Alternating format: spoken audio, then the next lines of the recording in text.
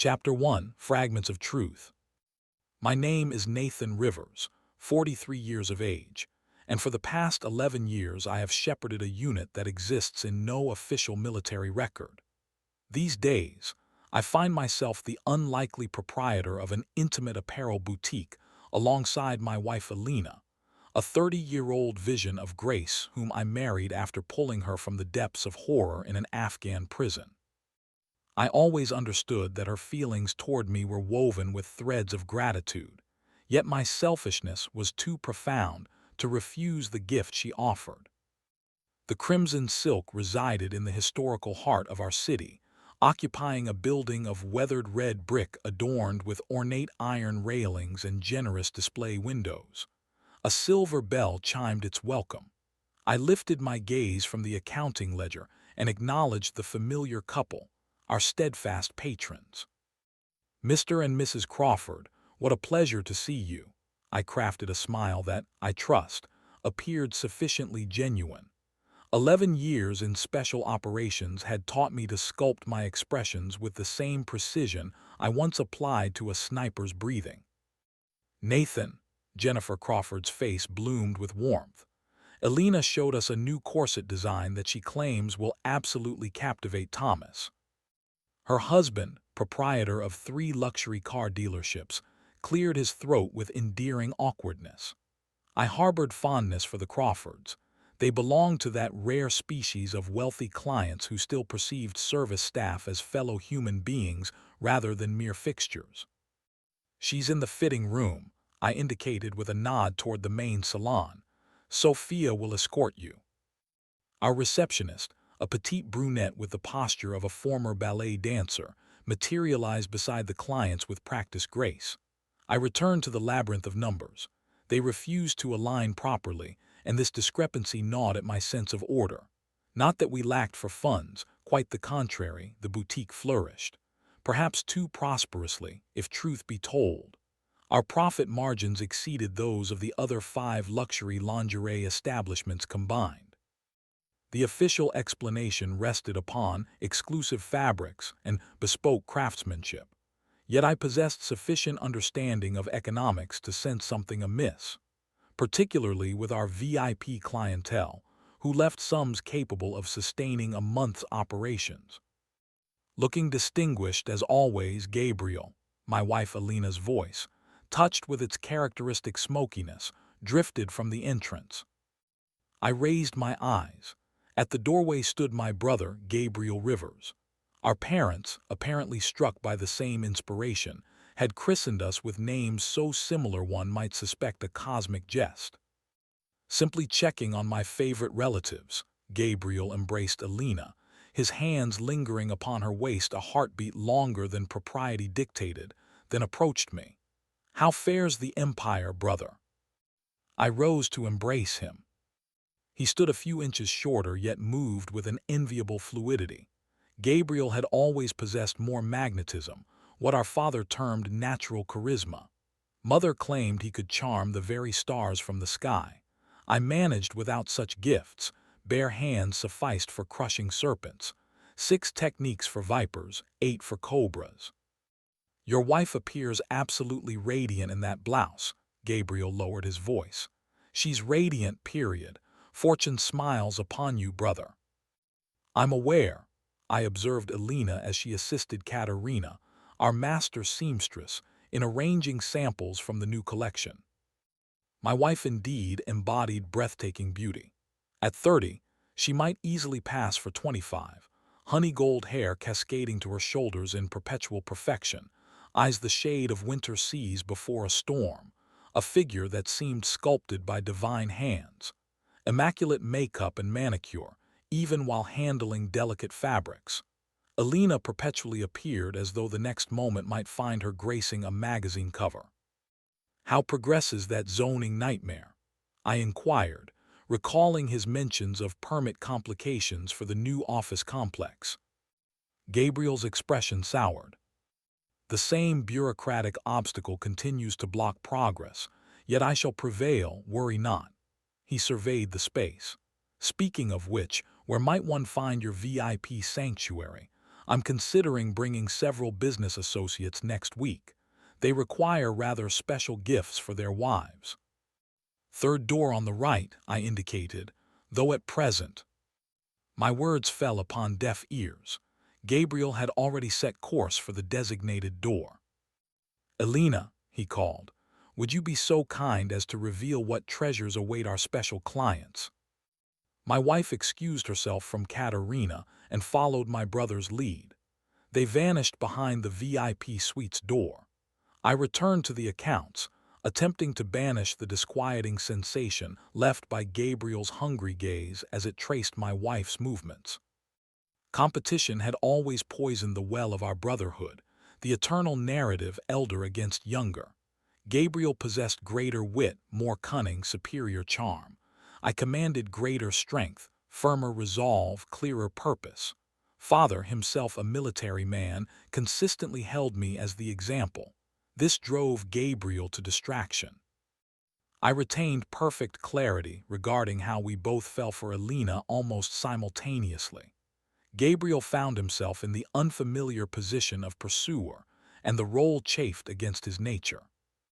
When Elena chose me, the blow struck him deeply. Several months of cool distance followed, then abruptly he extended an olive branch, declaring that blood surpasses passion. I accepted. Now, after 6 years, I wondered, had his retreat been merely strategic withdrawal? "Mr. Rivers," Sophia's voice drew me from my reverie. "The jeweler next door inquires again about additional security measures. They've suffered their third break-in this month. Inform him I'll contact the security firm next week." Yet Sophia lingered, nervously manipulating the bracelet at her wrist. "He mentioned observing a suspicious individual examining our entrances yesterday evening. Perhaps we should—" "Thank you, Sophia," I interrupted gently. "I'll address this matter." She nodded and returned to her post. I made a notation in my planner. Additional protection did merit consideration, especially given the nature of our clientele. 32 cameras for premises spanning merely 400 square meters. The technician, a tall man in corporate coveralls, released a low whistle. Either paranoia runs deep, or you're safeguarding the crown jewels themselves. Let us say I possess certain expertise in security matters. I sipped my coffee. I require 0 blind spots. "And the fitting rooms?" he inquired with diplomatic caution. "Typically, we avoid installation there for privacy considerations." "Standard fitting rooms require no coverage," I agreed. "However, the VIP suite, valuable items often remain unattended. Install discreetly. Rest assured I have the owner's consent." Technically accurate, I co-owned the establishment with Elena. Her ignorance regarding VIP cameras remained a separate consideration.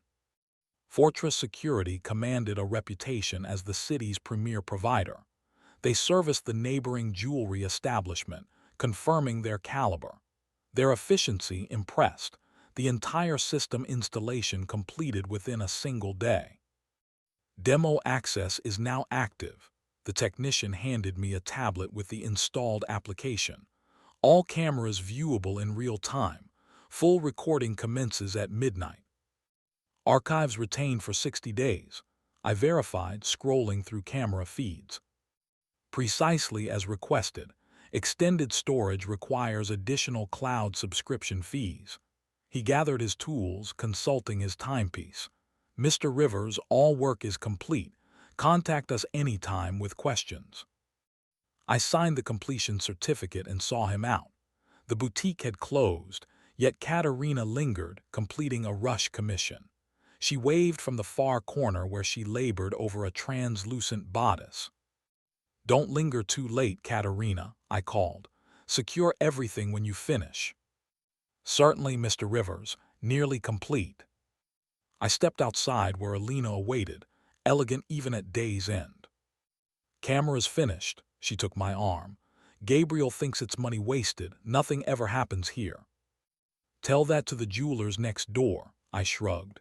"Besides, after that incident with the aggressive customer—" Elena winced, recalling the unpleasant scene from a fortnight past. An intoxicated man had burst in demanding refunds for defective merchandise that tore during initial use. He'd shouted, gesticulated wildly, nearly struck Sophia attempting to calm him. I'd intervened. 1 second for assessment, 3 more for restraint and removal. No injuries save the troublemaker's dignity, yet I remembered the fear in Alina's eyes. Still paranoid, she lightly traced the scar along my jaw. Though I find it endearing, you worry for me. Naturally I worry, I drew her close. You're my most precious treasure. We dined at the Italian bistro across the street, discussing weekend plans. Alina wished to visit our country estate, constructed with my combat bonuses. I acquiesced, though I preferred the city, simpler to control one's environment. Paranoia? Perhaps. Yet it had preserved my life on numerous occasions. We returned home shortly after 9. Alina proceeded directly to the shower while I opened the security application on my tablet. Cameras functioned flawlessly. I observed the empty retail floor, storage areas, corridors, checkout zone, and basement stockroom. The VIP suite glowed with ambient lighting. Curious. I tapped the image, enlarging it. Motion detection had triggered automatic recording. Someone occupied the VIP suite after closing. Perhaps Katerina checking orders, or Sophia retrieving forgotten items. I reviewed the recording and froze. Alina and my brother. They'd entered the VIP suite at 7:15, 15 minutes past official closing. Gabriel pressed my wife against the wall, his lips tracing her throat. She tilted her head back, eyes half closed in apparent surrender. No audio accompanied the system, yet I read lips with practiced ease, another useful military skill. "Did you service Judge Hartley today?" Gabriel inquired. "Yes, precisely as requested. Everything recorded," Alina responded. "Excellent, he's already signed the necessary documents. Now it's my turn for special attention." I watched my brother claim my wife upon the velvet chaise in our family establishment's VIP suite, and ice crystallized in my veins. Observing infidelity, an unpleasant business. I'd witnessed such scenes through sniper scopes, wives of militants betraying absent terrorist husbands. We never reported such observations, merely watched these intriguing scenes that helped pass long surveillance hours. Yet one thing was observing strangers' wives in distant Afghanistan. Quite another, your own, in your business with your brother. The peculiar conversation regarding Judge Hartley troubled me more deeply. I knew he ranked among our premier clients, ordered expensive pieces for his wife, visited personally, often remaining for private consultations with Alina. What did everything recorded signify, and which necessary documents had the judge signed? The shower's cessation returned me to reality. I powered down the tablet and secured it in the safe. Despite the shock, I thought with clarity. Lieutenant Colonel Nathan Rivers, commander of the Ghost Unit, couldn't afford emotional reactions. The situation demanded additional intelligence. A week elapsed since camera installation, a week that transformed my perception of reality.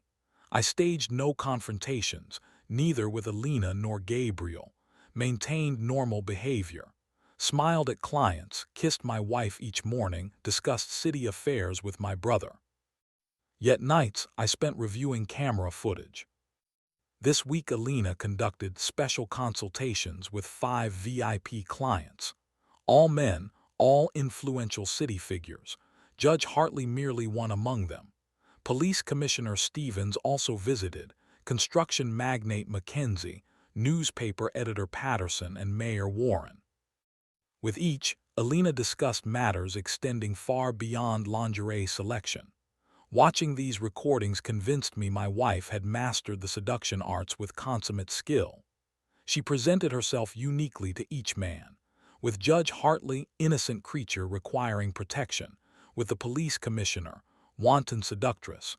With the construction magnate, stern professional willing to release control. Each consultation concluded with continuation, if you comprehend my meaning. And each, I realized from overheard conversations, was recorded on hidden cameras the clients never suspected. I discovered this equipment on the third day, thoroughly examining the VIP suite. Miniature camera concealed in the eye of an antique porcelain doll perched upon the fabric sample shelf. Transmitter hidden beneath the chaise. Professional work, matching military specifications. "You appear exhausted," Alina observed at breakfast when I drifted into contemplation. "Nightmares returning." "Somewhat," I dissembled. "All is well." With Gabriel, Alina met thrice this week. Their encounters differed from client sessions. More passion, more authenticity. I knew not what cut deeper, the betrayal or that with my brother my wife revealed her true self. With him she abandoned all pretense. From their conversations, I learned more than I desired. "Think he suspects anything?" Gabriel asked, caressing Alina's bare shoulder. "Nathan," she laughed softly, too preoccupied with heroic memories to notice events unfolding beneath his nose. "I still cannot fathom why you chose him over me, then." "Because he saved me, Gabriel. I owed him my life, and debts must be repaid." I terminated the recording, too painful, so Alina chose me from obligation, and I'd imagined I'd captured her heart. Still, this now mattered less. Primarily, I began comprehending the scope. My wife and brother operated a blackmail ring targeting city influentials, using our boutique as cover. Now those conversations about signed documents made sense, the disproportionate income, certain clients' peculiar behavior, and why my brother suddenly succeeded in securing city contracts. One question remained: what next? Normal people would contact police. Yet the police commissioner himself was compromised. And the military taught me one crucial principle: before attacking, know every detail of enemy positions. "Damn it all," escaped my lips. I'd endured watching my wife's infidelity, could accept her liaisons with other men. Yet my brother, Gabriel, was the final indignity. Witnessing my younger brother coupling with my wife upon the chaise I'd purchased with bonuses for eliminating a Taliban commander felt almost physically painful. Yet I couldn't tear away from the screen. "We risk too much," Alina said, buttoning her blouse. "He could return any moment." "Relax, he mentioned the bank until 6, Gabriel stretched languidly. "Besides, I savor the risk. You do too, admit it." "I savor the money we're earning, not the risk itself." "There you go again. I've told you, after selling the mayor's compromising material, we'll have enough that you can abandon these entertainments. If you don't bungle it like last time." "Hey, everything went perfectly with the judge," Gabriel jerked as if slapped. "He signed all construction permits for the North District. And Warren, the mayor's been dodging our calls for a week. He clearly suspects something." "Let him try anything," Gabriel's voice hardened. "We possess enough material to destroy his career, marriage, and reputation. He's going nowhere." I shut off the recording and leaned back. Mayor Warren, outwardly the impeccable family man, model politician who kissed bobbies publicly while slashing kindergarten budgets in closed sessions. From overheard conversations, I knew his weakness: young women he preferred dressed in schoolgirl uniforms. Revolting, yet apparently legal, all girls were over 18. Still, such preferences could terminate a mayor's career. Apparently Gabriel and Alina first lured him to the boutique with promises of special services, then began blackmailing, and the mayor was resisting, atypical for my brother's victims. I wondered, how deeply was Gabriel entangled in this scheme? He'd always been a clever manipulator, yet from blackmail to more serious crimes, one step. And from what I'd observed, he seemed prepared to take that step. I rewound the recording. Gabriel and Alina now discussing business. "Katerina's asking too many questions," Alina said. "She observed me escorting clients through the rear exit, inquired why we don't use the main entrance." "Fire her." "Can't, she's the finest seamstress, And without her, we can't maintain the high-end boutique facade. Plus, Nathan would notice. Nathan, Nathan, Gabriel mocked. Always Nathan. You know, sometimes I think, wouldn't it be simpler to just eliminate the heroic brother? Unfortunate accident, domestic mishap. Don't even contemplate it. Alina jumped up. Nathan doesn't deserve that. He's a good man and my lawful husband after all. Yet you chose me. Gabriel smiled smugly. I didn't choose you. You blackmailed me. What? I rewound, thinking I'd misheard. Yet no, you blackmailed me. Alina pronounced it clearly, looking Gabriel straight in the eye. Oh, come now, he waved dismissively. I merely showed you how to profit from high society connections. You decided it was brilliant yourself.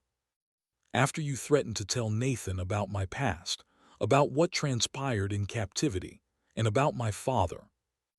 I tensed. What past? What transpired in captivity I didn't know, and what about her father? We both know your grateful rescue narrative isn't the complete truth. Gabriel approached Alina from behind, embracing her shoulders. If Nathan knew what truly occurred in that cave, what you genuinely felt toward your captors, and who your father was, he wouldn't have accepted you so nobly. You're a monster, Gabriel. I'm a businessman, and I still possess photographs I took in your apartment before you met Nathan. Remember the wrist scars. Remember what you wrote in your diary about captivity. Alina remained silent, lips compressed into a thin line. So let's dispense with the outraged scenes, Gabriel continued. We both get what we want. I control half the city contracts. You get money and respected businesswoman status. And Big Brother remains blissfully ignorant. I shut off the recording, feeling something new mix with cold rage, regret, pity. Alina wasn't merely an adulteress but a blackmail victim, and in this scheme she too was a pawn. What truly transpired in captivity? I remembered how Alina reluctantly discussed those days, limiting herself to vague phrases. They didn't torture me, I was fortunate, all she'd said. I knew about Stockholm Syndrome, how hostages sometimes sympathize with captors. Was this sympathy something more? And what photographs had Gabriel taken? Questions multiplied without answers. One thing I knew certainly. My brother was far more dangerous than I'd assumed, and the depth of his betrayal extended far beyond intimacy with my wife. I spent 2 hours in our home gymnasium, methodically destroying the heavy bag with strikes honed through years of training. With each blow, each drop of perspiration tracing my spine, I gained mental clarity. Combat planning had always been my strength. I visualized the situation as a tactical problem. Objective: gather maximum intelligence on the enemy, neutralize threats, minimize casualties. Enemy, brother and wife. Resources: military training, contacts among former comrades, personal savings. Goal: expose the full scope of the criminal scheme and, then what? Turn them over to authorities, destroy the scheme, or simply vanish, leaving them to face consequences. I knew not, yet one thing was clear: before deciding I needed all information. Over subsequent days I meticulously constructed the picture. On a separate laptop secured from external access, I created a database of all boutique special clients. For each, name, position, weaknesses, visit frequency, estimated bribe or service size. I paid particular attention to Mayor Warren. Of all clients, he seemed most vulnerable yet most valuable to Gabriel. Recently, he'd appeared especially nervous. Cameras showed him perspiring, constantly glancing around, flinching at every sound during his last visit. I traced his routes, habits, contacts. The mayor visited a therapist twice weekly, frequented church, unusual for a politician of his level, barely spent time with family. Classic signs of a man under pressure. My second surveillance target became my brother. I planted a tracker on his vehicle. Former comrades could procure anything for reasonable payment. Hacked his home Wi-Fi through a neighboring apartment I'd rented under false identity. Gabriel was more intelligent than I'd estimated. He didn't store compromising material at home or office, only on a protected server accessible through special encryption. Yet even geniuses can't control everything. From overheard conversations, I learned original recordings were stored on encrypted flash drives Gabriel kept in a bank safety deposit box as server backup. Alina proved less cautious. In her planner, once forgotten on the kitchen table, I found a list of all special client meetings for the coming month. Names bore notations: forced signing for development in protected zone, for ecology department head; block embezzlement investigation, for Judge Hartley; secure city road repair contract, for deputy mayor. The picture gradually crystallized. Gabriel had constructed a blackmail empire, using my wife's sexual services as tools for gathering compromising material. This material then manipulated officials for contracts, permits, privileges. Simple and effective scheme, operating for years. Yet why risk so much with the mayor? From conversations, I understood Gabriel was preparing some major deal requiring Warren's personal approval, and the mayor clearly resisted despite blackmail. Perhaps millions were at stake, maybe tens of millions. Warren was the key to the entire puzzle. I decided to focus on him. Thursday evening, Alina announced she'd be late, problems with Italian lace shipment. I knew she actually had an appointment with Mayor Warren, who, according to camera records, had ordered another fitting. Perfect opportunity for surveillance. I parked a nondescript gray sedan, rented under false identity, 2 blocks from the boutique. The trunk held telephoto camera, night vision device, and surveillance kit, standard tools for a modern paranoid or abandoned husband. Take your pick. At 9:17 p.m., the mayor departed the boutique. He appeared pale even under warm streetlight illumination, nervously scanning surroundings, constantly checking his phone. He entered a black SUV with tinted windows and pulled away, immediately violating 2 traffic regulations exiting the parking area. I followed, maintaining safe distance. Urban surveillance, the art of remaining invisible in traffic flow while tracking the target. I'd performed this in countries where the slightest error meant death, so tracking a nervous politician in my hometown felt almost recreational. The mayor's SUV turned onto the suburban highway. Half an hour later, we reached the gates of Riverside Estates, 20 mansions behind high walls with round-the-clock security. I knew Warren's residence sat deep within this paradise for the affluent. Leaving my vehicle at a nearby shopping complex, I traversed the wooded buffer separating the development from the outside world. The perimeter was well protected: cameras, motion sensors, regular patrols.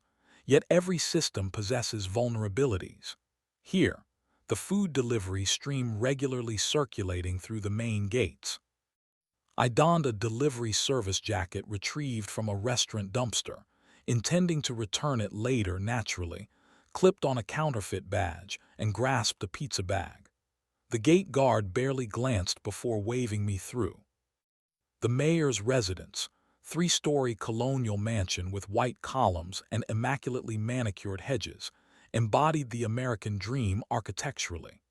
I positioned myself within the neighboring property's hedge shadows, observing through a camera with infrared lens. At 10:40 p.m., a nondescript black sedan halted at Warren's residence. My brother emerged, bearing a small metallic briefcase. He wore that self-satisfied smile I'd known since childhood, the smile of someone obtaining their desires. Warren personally admitted him. The meeting lasted merely 15 minutes. Through the expansive living room windows, I observed Gabriel hand the mayor a small package, presumably a flash drive. In return, he received the briefcase, which he immediately opened. Even from my position, I could discern stacks of currency inside. My brother seemed satisfied. He nodded, closed the case, and proceeded toward the exit. The mayor escorted him to the door, then returned to the living room.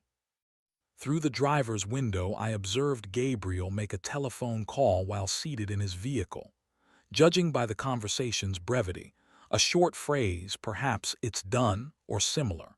Then he departed. I remained observing the mayor's residence. Something in his behavior sparked unease. He didn't appear as a man who just bought off a blackmailer, rather as someone who'd made a difficult decision. And I proved correct. An hour later, lights began extinguishing, first upstairs, then in the living room. Only the first-floor study remained illuminated. I shifted position for improved visibility. The mayor sat at his desk, writing something on paper. Finishing, he carefully folded the sheet and sealed it in an envelope. Then he opened a desk drawer and withdrew a pistol. Checked the magazine, worked the slide, released the safety.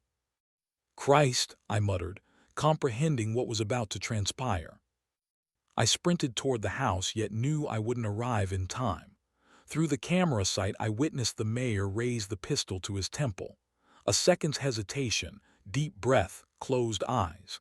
Then flash and a dark stain on the wall behind him. Alarm sirens wailed approximately 30 seconds later. I quickly retreated through the neighboring property, crossed the woods, and returned to my vehicle. Adrenaline pulsed in my temples, yet thinking remained cold and precise.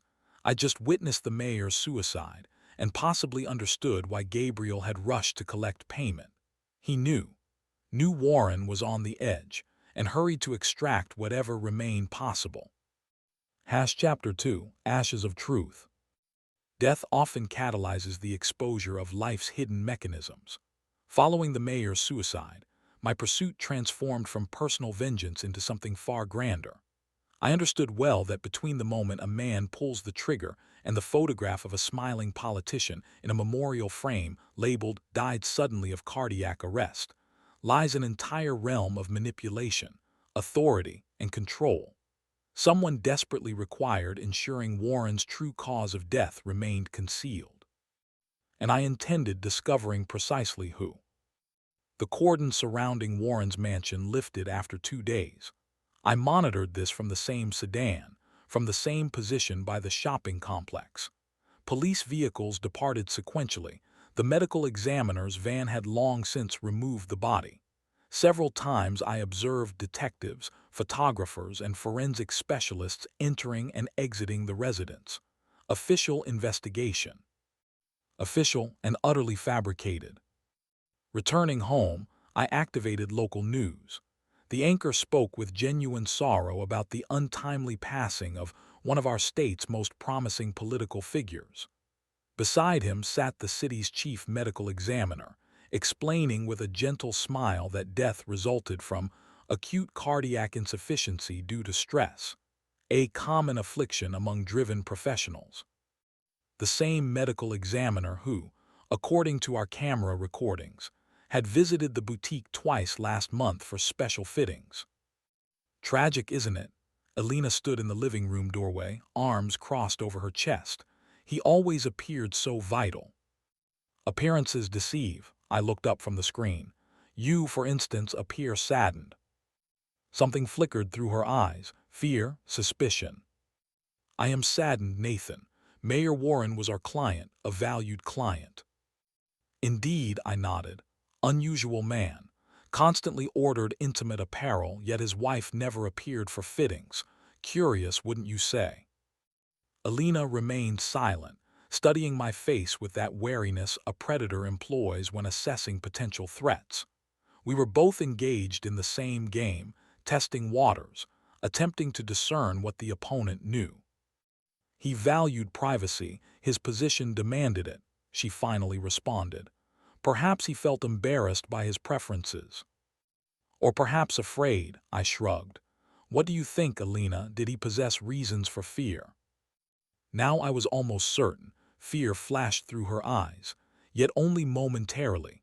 Years of practice had transformed my wife into a consummate actress. Why these questions? She approached, settling on the sofa, placing her hand upon my shoulder. Nathan, you've been behaving strangely recently. Has something occurred? Her palm upon my shoulder radiated warmth, yet I perceived this warmth as something abstract, mechanical. A month ago I would have covered her hand with mine, kissed her fingers, inhaled her wrist's fragrance. Now I merely forced my lips' corners to twitch in a conditional smile. Nothing particular, simply contemplating life's fragility. Today you're the mayor, tomorrow merely a line in the obituary. You view existence too darkly. Her fingers lightly massaged my neck, that spot which always tensed during missions. Perhaps we should venture out this evening. Dinner at Chez Laurent. I heard they've acquired a new chef. I have an appointment with the security system vendor, I dissembled. Wanna update the camera software. After that aggressive customer incident, peaceful sleep eludes me.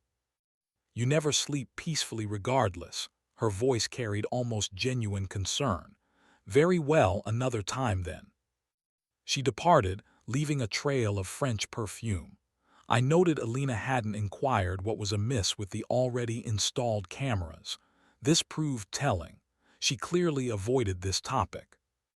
Later, reviewing boutique cameras, I noticed Alina conducted an unscheduled special consultation with Judge Hartley.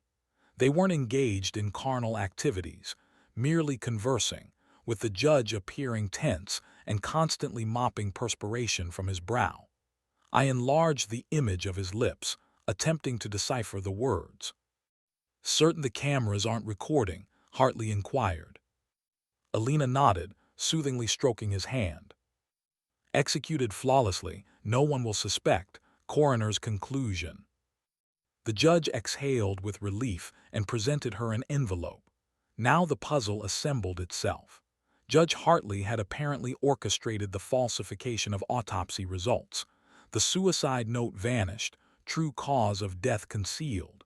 Gabriel's influence extended far wider than I'd initially presumed. Mayor Warren wasn't merely a blackmail victim. He exemplified what befalls those who attempt resisting the system. Throughout the following week, I created a comprehensive picture of all boutique special clients' activities. The methodology proved simple: external observation, electronic correspondence access, telephone conversation monitoring. The latter, naturally, bordered upon illegality. Yet when your brother operates a blackmail ring targeting municipal elites while your wife provides specialized services, the concept of legality acquires certain flexibility. One evening, examining financial flows, I discovered something that struck me personally. My military pension and business investments, everything I'd contributed to our joint venture with Alina, had been skillfully redirected by my brother to offshore accounts. In the Cayman Islands, I suddenly possessed assets exceeding $1 million about which I knew nothing. Gabriel wasn't merely exploiting my wife. He was exploiting me as well: my name, my reputation, my finances. The family business proved a facade for laundering proceeds obtained through blackmail and corruption. I sat before the screen, staring at offshore account statements, feeling cold rage expanding within. This transcended mere betrayal.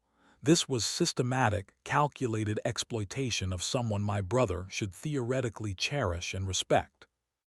Yet I contained my fury. Military discipline taught emotional control, transforming feelings into glacial determination.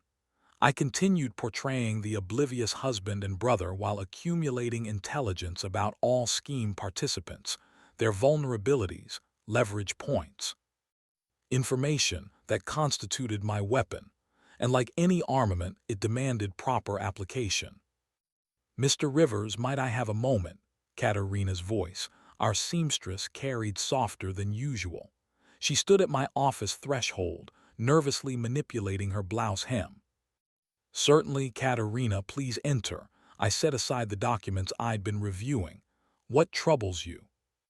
The woman glanced about, as if verifying no observers, then closed the door and approached my desk. Genuine concern etched her pallid features. I'm uncertain whether I should speak of this," she began, lowering her gaze. "Yet I believe it's significant." "Everything's fine," I indicated a chair. "Please sit and tell me what concerns you." Katerina perched upon the chair's edge. Approximately 28 years old, she'd arrived from Eastern Europe 5 years prior. A talented seamstress with golden hands, she created authentic masterpieces from lace and silk. Alina valued her craftsmanship, yet I'd observed, maintained distance. Katerina was the sole employee never invited to our corporate gatherings. Yesterday I remained late completing Mrs. Henderson's urgent commission, Katerina began. Everyone had departed, even Sophia. I was alone. She paused, gathering her thoughts. The workshop exhausted its gold thread supply, and I went to storage for a new spool. An old mannequin stands in the corner, typically unused. The woman dropped to a whisper. I accidentally toppled it and this fell out. Katerina produced a small flash drive from her pocket. I didn't intend to, truly, she added hastily. Yet curiosity overcame me. I inserted it into my laptop. I tensed. If this flash drive contained Gabriel's compromising material. And what did you observe? Videos, Katerina looked down. Numerous videos with clients, they were, engaging in activities with Mrs. Rivers. Her cheeks flushed, yet not from embarrassment, rather from indignation and fear. And Judge Hartley appeared. I recognized him. He sentenced my cousin to 5 years for a theft he didn't commit. And in the video the judge, I understand, I interrupted her. No necessity to force the woman to recount details. Katerina, have you shown this flash drive to anyone else? No, she shook her head vigorously. I immediately thought I should bring it to you. You didn't. You didn't know about this, correct? I didn't observe you in any videos and therefore decided. Hope illuminated her eyes. Hope that the employer she respected wasn't involved in sordid dealings. I pitied her. Katerina was an honest soul in an enterprise constructed upon deception. No, I didn't know. I extended my hand. May I? She surrendered the flash drive, and I pocketed it. Thank you for informing me. This is serious, and I promise to investigate. Yet for now let's maintain this between us, agreed, for the business's safety and all employees.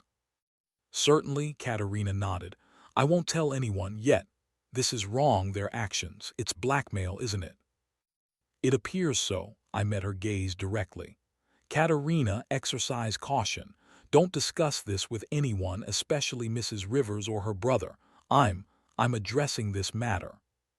She rose, still pale yet seemingly somewhat calmer. Thank you, Mr. Rivers. I knew I could trust you. Following her departure, I inserted the flash drive into my computer, viewing the contents through a secure connection. Indeed, dozens of videos documenting special consultations. Judging by file dates, this represented an archive spanning the past 2 months, meaning somewhere existed an entire collection of similar drives containing earlier recordings. Something else troubled me. Katerina knew too much. In ordinary circumstances, this could be resolved through termination and a non-disclosure agreement. Yet my brother's scheme transcended regular business. Millions of dollars, influential reputations, freedom, and even lives hung in the balance. I resolved to speak with Katerina again tomorrow. Convince her to take vacation, perhaps even offer a compensated journey home to Europe while I sorted the situation. Yet I was too late. I heard the fire siren while returning from surveillance of the police commissioner. The fiery illumination over downtown appeared visible from afar. As I approached, it intensified, and police sirens joined the fire engines wailing. I didn't immediately realize our boutique was burning. Several enterprises occupied the block. Yet when I turned the corner and witnessed flames erupting from familiar windows, something shattered within. I parked across the street, observing firefighters battling the conflagration. Passers-by filmed on phones. Police cordoned the perimeter, preventing approach to the burning structure. Several of our employees huddled in a group nearby. I spotted Sophia, 2 sales associates, the security guard. Nathan, the familiar voice made me turn. Alina ran across the street, her face pale, genuine terror in her eyes. Thank heavens you're here. I feared you were inside. She flung herself into my arms, and I automatically embraced her. Body responded faster than consciousness. 5 years of matrimony had created reflexes not easily suppressed. I was at the suppliers, I answered. What occurred? Nobody knows, Elena sobbed. Sophia locked up, everyone departed. Firefighters suggest possibly an electrical malfunction. Was anyone injured? She averted her gaze, and I knew the answer before she spoke. Katerina. She remained late working on Mrs. Radford's commission. Ice spread through my veins. This couldn't be coincidence. This morning Katerina informed me about the flash drive containing compromising material. This evening the boutique burns and she's the sole casualty. Are you certain? My voice emerged hoarse. Perhaps she managed to escape. The firefighters discovered. Elena didn't complete the sentence. They said she likely suffocated from smoke before. I held my wife tighter, gazing over her head at the burning edifice. Within, cold rage expanded. Katerina perished because she accidentally discovered the truth. Her death wasn't accidental. I was absolutely convinced. How long ago did the fire commence? I inquired, pulling back. Approximately an hour passed. The security company contacted me. Elena wiped her tears. I came immediately, attempted calling you. I was in the mall basement. No signal exists there. I dissembled, remembering I'd actually disabled my phone during surveillance of the police commissioner. Did you contact Gabriel? Yes, he'll arrive shortly. She regarded me with some peculiar emotional mixture. Nathan, what shall we do now? All our designs, materials, archives. Insurance will cover damages, I responded mechanically, contemplating other matters. The essential thing is most people weren't harmed. I scanned the street as if searching for someone, and discovered them. In the shadow of the opposite building sat a dark sedan with tinted windows, too pristine and expensive for this neighborhood. In the lowered driver's window, I glimpsed a familiar profile momentarily. Gabriel observed the fire from afar, didn't hasten to arrive, didn't rush to salvage his sister's business, simply watched as flames destroyed evidence, as the body of a woman who knew too much burned. In that instant, I comprehended my brother had crossed a boundary beyond which no justification exists, and I intended making him answer for it. Later that night, when we returned home and Elena, exhausted by stress, fell asleep, I examined Gabriel's office through remote access to his surveillance system. Cameras revealed him urgently clearing the premises of documents, all folders and files packed into several large containers and removed, covering tracks or preparing for something grander. Either way, the situation had transformed from personal revenge into a question of justice. Katerina, a 28-year-old refugee who discovered new life in America, was murdered solely for accidentally learning the truth. She left behind a 7-year-old son, now orphaned. I could no longer remain merely an observer. The moment for action had arrived. My brother perpetually underestimated my technical capabilities, considered me merely a military killing machine, incapable of comprehending modern technology. Therein lay his primary error. 2 days had elapsed since the fire. Elena addressed insurance matters, conversed with police, placated clients. I offered assistance, yet she declined, stating she'd manage independently. This granted me freedom of action which I didn't hesitate to exploit. From the neighboring apartment I'd rented under false identity, I launched an assault on my brother's encrypted correspondence. The hacking toolkit originated from a former comrade, now employed by one of those organizations whose existence the government prefers not acknowledging. Gabriel's encryption proved serious, yet not military grade.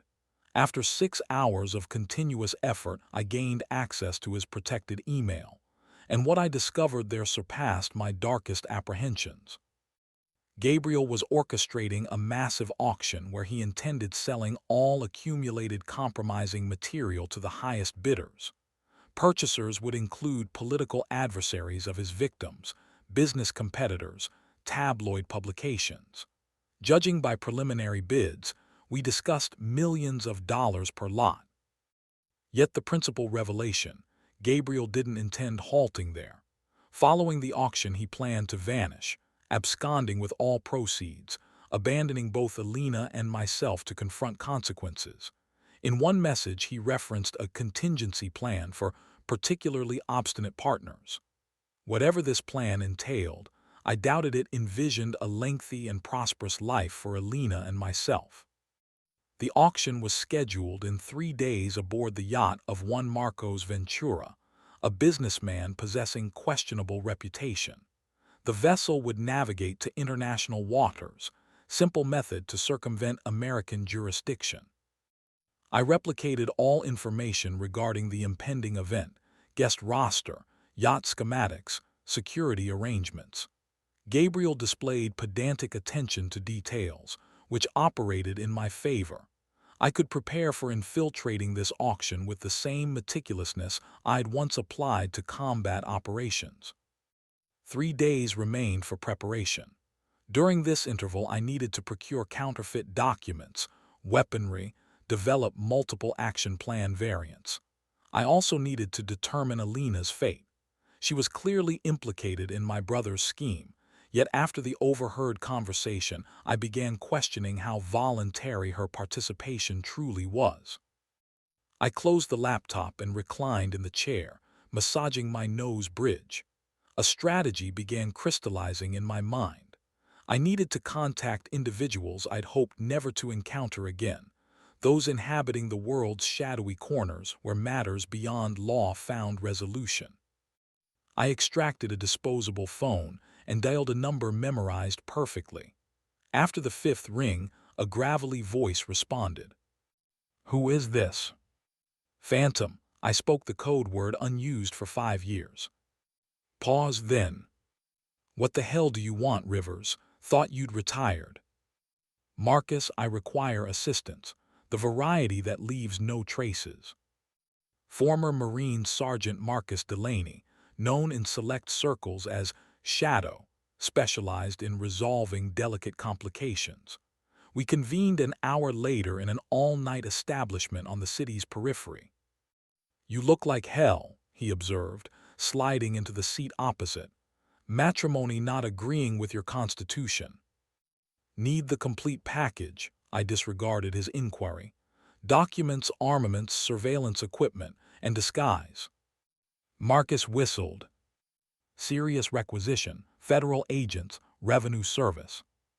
"Personal," I truncated. He raised his hands defensively. "Hey, merely inquiring, your prerogative when required." "Within 24 hours, and something additional," I leaned closer.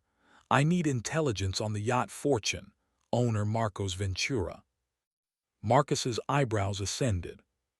"Ventura? Seriously? That individual's connected to people even we avoided engaging. Certain you wish to pursue this?" "I'm certain." He shook his head, yet didn't dispute. "Your funeral. I'll contact appropriate parties. This will cost." "Finances aren't problematic," I interrupted. "Time constitutes the problem." "Perpetually rushing, Rivers," Marcus smirked. "Like that operation in Kandahar, remember, nearly triggered a tripwire through haste." I remembered, and remembered Marcus had extracted me then, jeopardizing his own welfare. We both comprehended I still discharged that debt, fulfilling certain requests, overlooking some of his activities. "You'll contact when everything's prepared." "As customary," he nodded. "And Rivers, exercise caution. Whatever you're orchestrating appears larger than you anticipate." I knew this without his admonitions. The scale of my brother's corruption scheme expanded broader each day. Yet now something else concerned me. What precisely did Alina know regarding the impending auction? And what role had Gabriel assigned her in this terminal game? The opportunity to discern the answer materialized the following day. Returning home earlier than customary, I observed my brother's vehicle in the driveway. Rather than entering through the main entrance, I utilized the side access, through the garage, silently, as special operations had instructed. Voices emanated from the living room. I halted behind the door, listening. He shouldn't know anything, Gabriel's voice carried tension. If he suspects. Nathan won't suspect, Alina replied. He's preoccupied with insurance matters and locating new premises. Trust me, I understand my husband. You're so confident. What about the cameras he installed throughout the boutique? Pause then. What do you mean? Don't feign ignorance, Alina. I examined the security system following the fire. He installed cameras throughout the boutique, including the VIP suite, and they were operational. Another pause, lengthier. I didn't know, Alina's voice wavered. You believe he observed? No conception. Yet if he did, why does he maintain silence? Gabriel chuckled. Perhaps our heroic brother isn't as straightforward as he appears. Or he observed nothing, Alina stated quickly. Nathan's a direct individual. Had he discovered anything, he would have created a scene long ago. Regardless, we must accelerate the finale.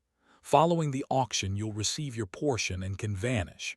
Inform your husband you couldn't endure the stress following the fire, require rest. And if he desires accompanying me, then you'll face a choice. Either reveal the truth and witness his reaction, or, Gabriel paused, or depend upon my contingency plan. Gabriel, Alina's voice sounded strained. You're not contemplating what I suspect you're contemplating. What are you contemplating? Playful notes emerged in his intonation. Nathan's your brother, you cannot. I can, if necessary, Gabriel interrupted harshly. Yet I'd prefer avoiding such extremities. That's why I have a special assignment for you at the auction. I tensed, listening intently. What assignment? Alina sounded wary. Federal Prosecutor Stone, the individual overseeing the fire investigation. He'll attend the auction. Why would he appear there? Because we invited him, Gabriel smirked, through reliable intermediaries. The prosecutor, as it transpires, harbors a weakness for a particular feminine type, a type you perfectly embody.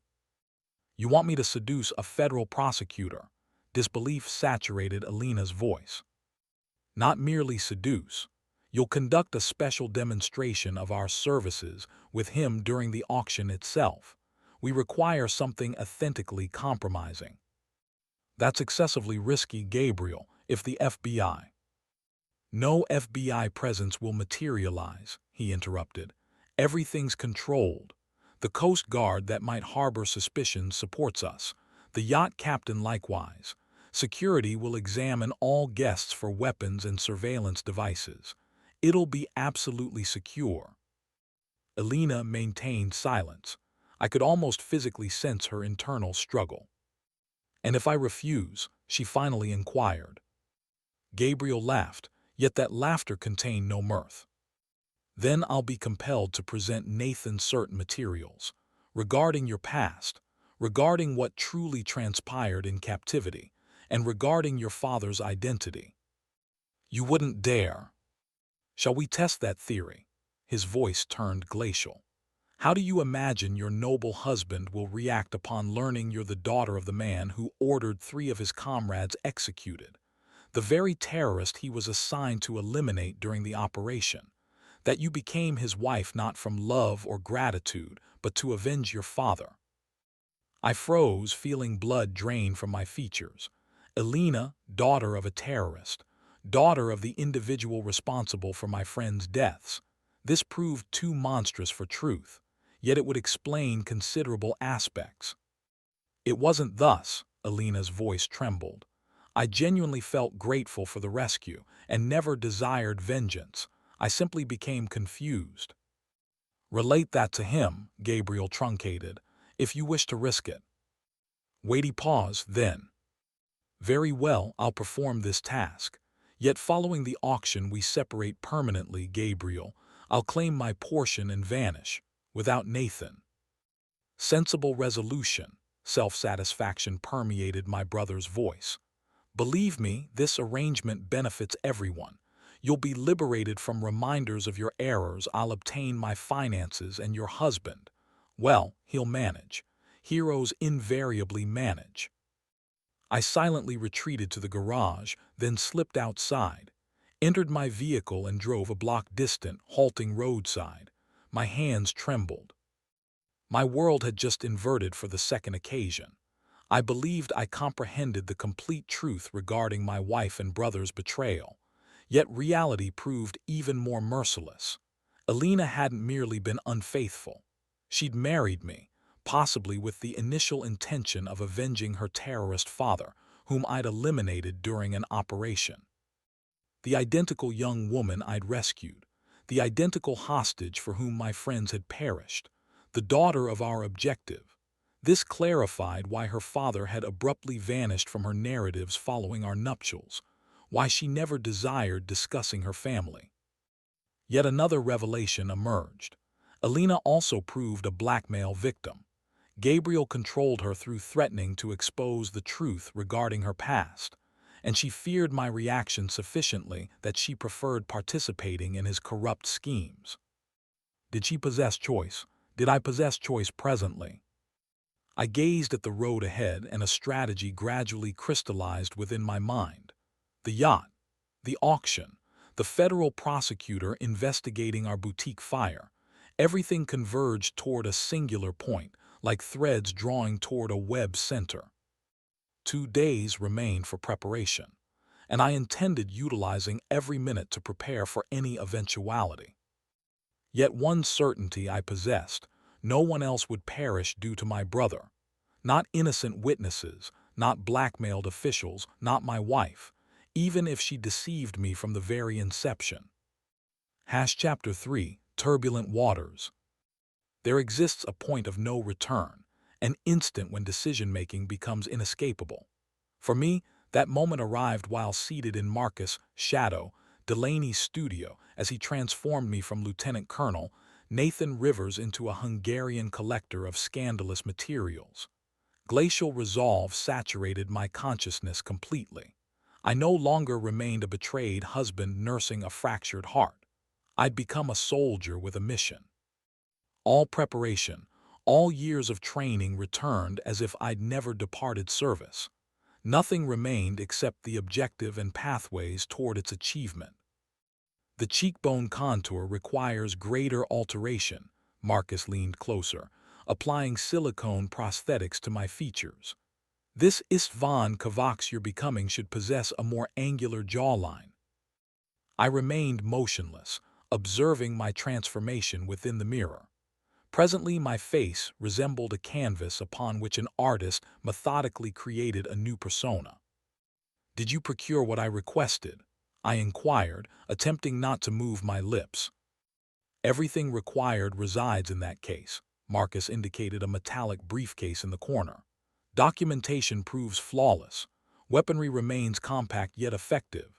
German Sig Sauer P365, 2 magazines. Undetectable by standard metal detectors, composite material construction. Plus communication equipment, including miniature camera disguised as cufflink. Additionally possess tracker, smoke grenades, and several other surprises. You've always demonstrated thoroughness. And you've always proved excessively trusting." Marcus retreated a step, evaluating his craftsmanship. "Never imagined I'd express this, yet I believe you shouldn't venture in solitary. I could assemble a team." "No," I shook my head. "This remains personal." "That's precisely the complication." Marcus cleansed his hands with a cloth. "Personal matters distort judgment. You consistently instructed us to operate with cooled temperament." "My temperament remains sufficiently cooled." I rose from the chair, stretching stiffened muscles. "Complications arise when emotions infiltrate the equation, and I possess none remaining." The final phrase emerged so lifelessly that Marcus momentarily froze, studying my countenance, then nodded toward private contemplations. "You resemble the Rivers I knew in Kandahar, the one regarding whom legends circulated among novices."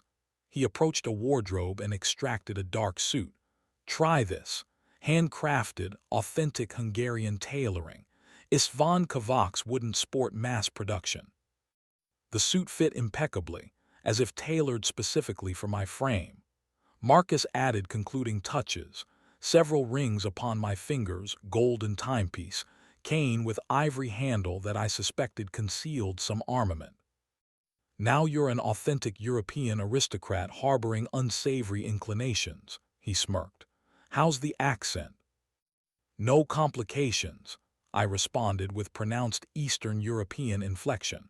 "I possess operational experience within Budapest." "Damn, even I nearly believed it." Marcus clapped my shoulder. "Don't botch this." "Not intending to." A speedboat awaited at the marina. An individual in white attire consulted a roster and, locating Istvan Kavak's designation, gestured me aboard. I settled into cushioned seating, observing as additional guests, affluent gentlemen in costly suits and ornamentation, arranged themselves surrounding me. Some arrived with accompaniment, bodyguards or assistants. I deliberately journeyed alone, fewer grounds for suspicion.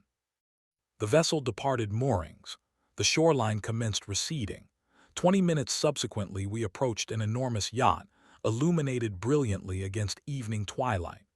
The Fortune justified its appellation: pristine white magnificence spanning no less than 260 feet, 4 decks, helicopter platform at stern. Security figures visible along railings. Sequentially, guests ascended the gangway, traversing metal detector framework and enduring additional manual scanner examinations. My turn arrived. I presented invitation and passport with subtle aristocratic condescension befitting an eccentric nobleman. "Your weapon, sir." The guard extended his palm. "I don't carry armaments," I spread my hands. "Not my disposition." The manual scanner indicated nothing. Marcus hadn't misrepresented regarding composite materials.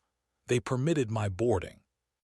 Upon the upper deck, we encountered staff in immaculate white uniforms bearing champagne trays.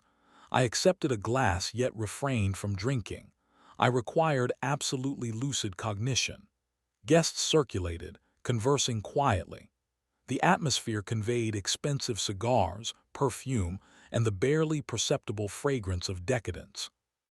I gradually traversed the deck, evaluating circumstances.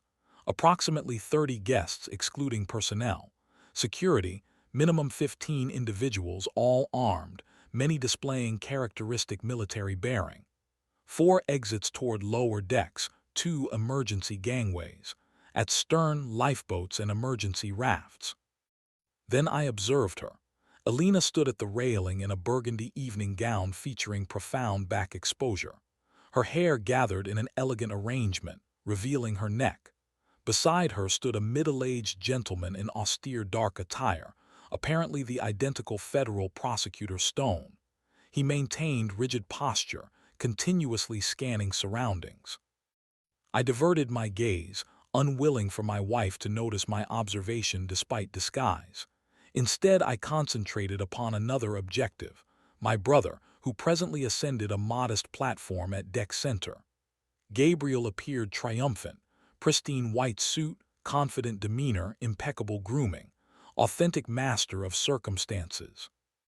"Ladies and gentlemen," Gabriel's voice resonated across the deck, amplified through concealed microphone. "Welcome aboard the Fortune." Guests pivoted toward him and conversation subsided.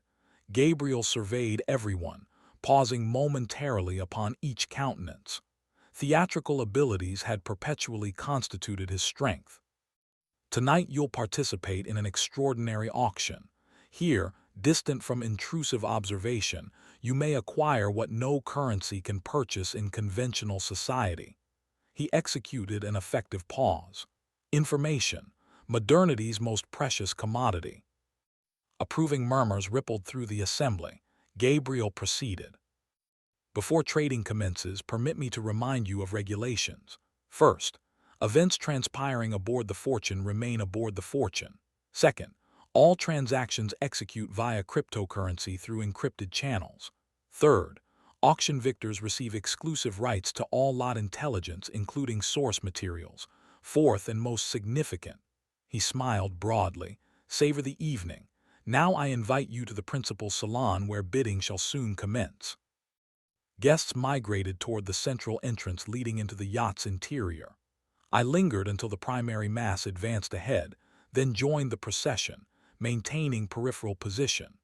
The Fortune's interior proved stunning: marble flooring, crystal chandeliers, exotic wood paneling. The main salon evoked opera house aesthetics, with auctioneers' platforms centrally positioned and rows of plush seating for guests. I selected a position in the distant corner, providing comprehensive hall visibility. To my right sat a corpulent individual perpetually mopping perspiration from his gleaming pate. To my left, a gaunt gentleman possessing aquiline features, never releasing his tablet. Behind the seating along walls, security positioned themselves, two at each egress. One captured my attention: tall, military haircut, scar bisecting right eyebrow, minuscule Marine Corps insignia visible upon lapel, presumably security chief. Our gazes met fleetingly, and I sensed professional curiosity emanating from him. He didn't recognize me, yet something in my bearing or gaze engaged his instincts. I averted my eyes and commenced examining remaining guests. I recognized several: businessmen, politicians, media proprietors. Elena and the prosecutor occupied third row, nearer center. She whispered something in his ear while he smiled tensely, preserving distance. A silver-haired gentleman in formal evening wear ascended the platform, professional auctioneer, judging by refined movements. Beside him stood a technician configuring the large display upon the wall behind. "Good evening, distinguished guests," the auctioneer's voice proved deep and melodious. "Tonight 10 unique lots shall be presented for your consideration. You may bid utilizing tablets before you. To preserve anonymity, each participant has been assigned a number. Starting price for each lot appears on screen. Auction increment, 10% of current bid." He signaled the technician, and the initial image materialized on screen: photograph of a local businessman clutching a substantial bundle, obviously narcotics. Lot number 1, Edward Green, CEO of Green Valley Investments. Materials include video recordings and photographs documenting his meetings with established drug dealers, plus banking statements proving money laundering. Starting price, $50,000. Numbers upon the specialized board commenced changing, displaying escalating bids. Trading proved animated. I observed attentively, attempting to comprehend which attendees demonstrated particular interest in compromising material regarding specific individuals. The subsequent several lots followed comparable patterns: local celebrities, businessmen, mid-tier politicians. Bids escalated yet remained within reasonable parameters. This clearly represented merely preliminary activity before principal lots. "Monsieur Cavox, isn't this a splendid evening?" My neighbor to the right unexpectedly addressed me in French. "Quite enlightening," I responded in identical language, preserving Hungarian accent. "Your inaugural attendance at such proceedings." His eyes studied my countenance attentively. "In this nation, yes. Within Europe such diversions prove more commonplace."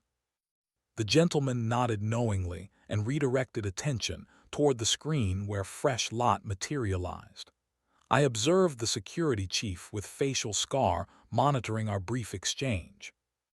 "And now, distinguished audience, I present an exceptional lot," the auctioneer announced following brief intermission. Materials we're about to display possess not merely commercial but strategic value. I tensed, anticipating something unpleasant. On screen appeared an image of an opulent living room, our living room, and within frame, myself, whiskey glass in hand, noticeably intoxicated, and Elena seated beside me upon the sofa. "Please enable audio for demonstration," the auctioneer stated. I heard my own voice, slightly impaired. "Absolute catastrophe. 7 individuals against a company, and that incompetent from intelligence provided incorrect coordinates. We intended destroying a chemical weapons depot, yet nearly demolished a school instead. The recording continued. I described completely classified operations in Syria, including agent identities, target coordinates, procedural specifics. This represented an operation from 2 years past, known exclusively to several Pentagon individuals. I felt my fingers grow numb. Elena had recorded me within our own residence. At the moment I proved most vulnerable, intoxicated, tormented by nightmares, seeking human warmth and comprehension. The lot represents complete recording of former Special Forces Lieutenant Colonel's revelations regarding clandestine operations in Syria, Iran, and Afghanistan. The auctioneer continued. Materials encompass information about methods for penetrating secured facilities, interrogation techniques, target elimination, plus identities and coordinates of active operatives. Excited whispers coursed through the hall. Such intelligence commanded millions and interested not merely tabloids but foreign intelligence services. Starting price, $1 million, the auctioneer declared. I observed security personnel near the distant wall stir, casting a rapid glance toward my brother. Self-satisfied amusement played across Gabriel's features. I searched for Elena visually, yet she wasn't present in the hall, apparently fulfilling her special assignment with the prosecutor. Bids escalated rapidly. 2 million, 3, 4, 5. The recording continued playing. Now I described a failed operation to capture an Iranian nuclear scientist. With each utterance my position became increasingly untenable. Should this recording reach media outlets, I'd face court-martial. Should it reach foreign intelligence, individuals would perish. The price achieved $7 million when I reached my decision. Action required immediate implementation. I raised my hand, attracting the auctioneer's attention. I'm experiencing technical difficulties with the tablet, I pronounced with pronounced Hungarian accent. Cannot place bid. Someone shall assist you, sir. The auctioneer nodded toward staff member. A young individual in white uniform approached. I displayed the tablet. Observe, it's unresponsive. I tapped the screen. Permit me, I'll. He didn't complete the sentence as circumstances deteriorated at that instant. From one entrance emanated loud voices. Several individuals in Coast Guard uniforms entered the hall, weapons evident. Guests froze. Someone among the women gasped quietly. Gabriel swiftly ascended the platform beside the auctioneer. Ladies and gentlemen, please preserve composure. His voice conveyed confidence. These represent our allies from the Coast Guard, present to provide supplementary security for the proceedings. The security chief with facial scar arose from his position and approached the newcomers, exchanging brief communications. Guests gradually composed themselves, returning to seats. Yet I comprehended the situation had drastically complicated. Now the yacht contained an entire contingent of armed individuals, presumably corrupt or mercenaries wearing Coast Guard uniforms.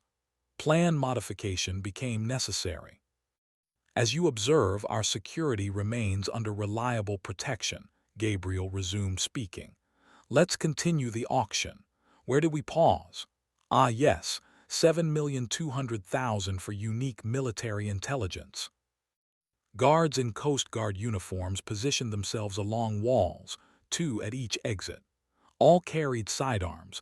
Some possessed short-barreled automatics concealed beneath uniform jackets. Professionals, judging by bearing and movements. One among them, a balding individual with square jaw, carefully examined guests. His gaze lingered upon me slightly longer than others. I experienced a chill of apprehension.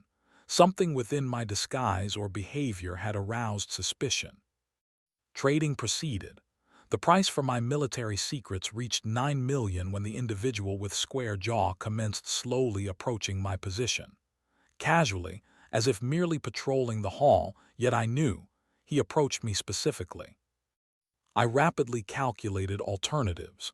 Should he merely suspect something, better to remain seated and maintain character. Should he somehow recognize my identity? No alternative existed. I activated the smoke grenade and released it upon the floor. 3 seconds subsequently, the hall began filling with dense smoke. Screams, panic, individuals leaping from seats. I exploited the chaos to alter position, relocating nearer the lateral exit. Everyone maintain composure. Gabriel's voice penetrated the commotion. This represents merely technical malfunction. Guards attempted restoring order, yet smoke intensified. At that moment, I observed Gabriel being hastily escorted through the opposite door accompanied by 2 guards. He proceeded toward the bridge. I couldn't permit his escape. I utilized smoke concealment to slip through the side door unnoticed. Once within the corridor, I rapidly oriented myself. According to yacht schematics studied previously, a shorter route to the bridge existed through service areas. Navigating corridors, I heard orders transmitted over intercom regarding locating smoke source and possible intruder. Time proved limited. At a turn, I encountered a solitary guard. No time for contemplation. 2 rapid movements, throat seizure and precise carotid pressure. 7 seconds later, he collapsed limp in my grasp. I dragged the body into nearest storage compartment and appropriated his weapon, standard Glock 19. Proceeding further, I detected familiar voices from behind a partially open door. Cautiously approaching, I observed Elena and Prosecutor Stone within a small conference room. They weren't engaged in special, conducting intense conversation. Stone appeared anxious, constantly consulting his timepiece. "Time's expiring," he stated. "Strike team awaits signal." "Grant me 10 additional minutes," Elena insisted. "We must await presentation of Supreme Court Justice compromising material. That's the crucial element." I froze. Strike team. Elena collaborated with Stone. Yet who were these individuals in Coast Guard uniforms? And what did Gabriel anticipate, having hastily departed the auction? The situation grew increasingly convoluted. I continued toward the bridge, attempting to process new intelligence. If Stone genuinely represented an undercover federal agent rather than merely another blackmail victim, it transformed the entire scenario. Ahead materialized another guard. I concealed myself around the corner, permitting him passage. Yet at the final moment he turned, the identical individual with square jaw who'd suspected me in the hall. "Hey," he reached for his weapon. I lunged forward, eliminating distance to dangerous minimum. His pistol emerged halfway from holster when I struck his solar plexus. He doubled over yet didn't fall, trained combatant. His left fist targeted my liver. I blocked the strike and executed wrist seizure, twisting the arm. A crack, the joint failed. The man cried out yet immediately attempted accessing weapon with right hand. I drove my forehead into his nose bridge. Blood erupted from the shattered cartilage, yet he persisted in resistance. Harsher measures became necessary, 2 powerful strikes to jaw, and the opponent finally lost consciousness. The entire combat consumed less than 15 seconds, yet noise might attract attention. I hastened onward, knowing minutes now counted critically. 2 turns and a staircase remained to the bridge when a powerful explosion shook the vessel. Corridor illumination failed. Emergency lighting engaged moments later. Alarm sirens wailed, overwhelming panic screams from lower decks. I accelerated, taking stairs 3 at once. The subsequent explosion, more powerful, caused the yacht to list. Plaster descended from ceiling. Somewhere distantly glass shattered audibly. The bridge door proved locked. I discharged into the lock and burst inside, maintaining pistol ready. "Nobody move," I commanded. 4 individuals occupied the bridge. The captain pressed against radio equipment, two crew members, and Gabriel clutching a phone between ear and shoulder, while his hands rapidly sorted documents. Everyone froze, observing the weapon. "Step away from the radio," I aimed the pistol at the captain, "and place your hands upon the panel where visible." The captain slowly complied. Gabriel appeared remarkably composed. "Who are you?" he inquired. "What do you desire?" "Silence, Gabriel." I removed facial prosthetics with single motion. His eyes widened in shock. Recognition, disbelief, then peculiar relief. "Nathan, somehow I anticipated it would be you." He lowered the phone, perpetually appearing at the most inopportune moment. "Most opportune for justice." I maintained him in my sights. "Game concluded. You'll answer for Katerina's death, for the mayor, for everything." "Katerina?" He appeared genuinely puzzled. "Ah, the seamstress. That proved accidental, electrical wiring." "Don't deceive me," I advanced. "I observed you near the boutique during the fire. You were watching." "Naturally I watched. It represented my sister's business. Yet I didn't initiate the fire." He shook his head. "You conceive worse of me than reality warrants." The vessel shuddered again. Somewhere on lower decks fire raged. I detected smoke odor. "What's transpiring?" I indicated the radio. "Whom was the captain contacting?" "Attempting to summon assistance. Someone detonated the engine compartment." Gabriel appeared concerned, yet not panicked. "The vessel's sinking, Nathan. We must evacuate." "Nobody proceeds anywhere until I receive answers. Where are the recordings? Where's the compromising material?" "On servers, in specialized storage on lower deck. Yet it's irrelevant now. Everything will combust within minutes." Before I could respond, the bridge door burst open. In the doorway stood an individual in blood-stained shirt, Federal Prosecutor Stone. He wielded a pistol. "Federal Bureau of Investigation," he shouted, aiming at Gabriel. "Everyone prostrate." "Another hero," Gabriel muttered. "What is this superhero convention?" "You're under arrest." Stone disregarded me, fully concentrating on Gabriel. "You possess the right to remain silent." "What the hell's occurring here?" I shifted attention to Stone. "Who are you genuinely?"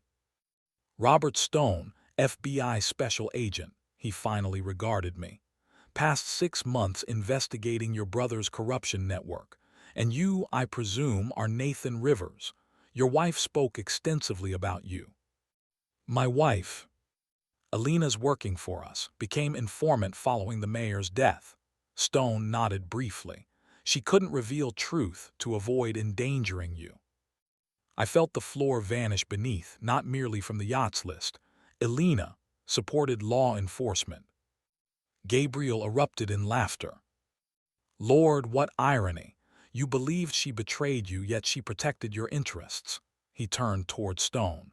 "Incidentally, Agent, those individuals in Coast Guard uniforms who recently arrived, they're not yours." "What?" Stone frowned. "Which other individuals?" "Harper brought his team." Gabriel shrugged. "I intended utilizing them for forceful support when collecting supplementary contributions from certain guests." As if confirming his words, gunfire erupted from lower deck. "We must locate Alina." I stepped toward exit. "Where is she?" "Last observed near lifeboats," Stone responded. "She assisted evacuating guests." A fresh explosion rocked the yacht. This instance more powerful than predecessors. The vessel listed further. "Ship won't endure beyond 15 minutes, the captain stated, examining instruments. "Lower decks already flooded." I reached a decision. "Stone, you arrest my brother and evacuate. I'll locate Alina." "Reasonable," he nodded, producing handcuffs. "Gabriel Rivers, you're under arrest." I didn't hear the phrase's conclusion, already sprinting from the wheelhouse. Corridors contained chaos, smoke, screams, fleeing individuals. The yacht had transformed into sinking perdition. The route to lifeboats proved more arduous than anticipated. Lower deck corridors already partially flooded. Certain locations required traversing knee-deep water. Smoke from engine room fire impeded breathing and visibility. I collided with a cluster of panicking guests attempting to locate exits. Among them appeared the same French diplomat who'd occupied adjacent seating during the auction. "This direction," I shouted, indicating emergency exit. "Lifeboats on upper deck." They rushed after me like sheep following shepherd. We battled through smoke and flames, assisting one another when someone stumbled or commenced panicking. I recalled Elena existed somewhere here, among this chaos. "Nathan," her voice penetrated the fire's roar. I spotted her beside an emergency exit, attempting to maintain the door against water pressure.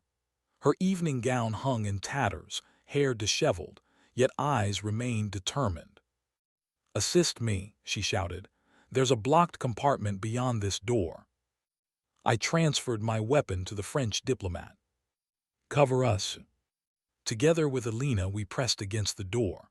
Water poured through cracks, yet we managed forcing it open. A wave knocked us backward, but I caught Elena and pulled her upright. "Nobody's there," I stated, examining the flooded compartment. "We must ascend." She nodded, clinging to my arm. We commenced climbing the emergency ladder when another explosion literally hurled us against the wall.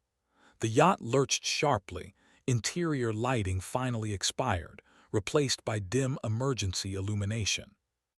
"The hull's breached," someone screamed below. "We're sinking rapidly." I grasped Elena's hand more firmly. "Don't release." We climbed while the vessel perished beneath us. Metal groaned, water roared through breaches, fire devoured upper decks.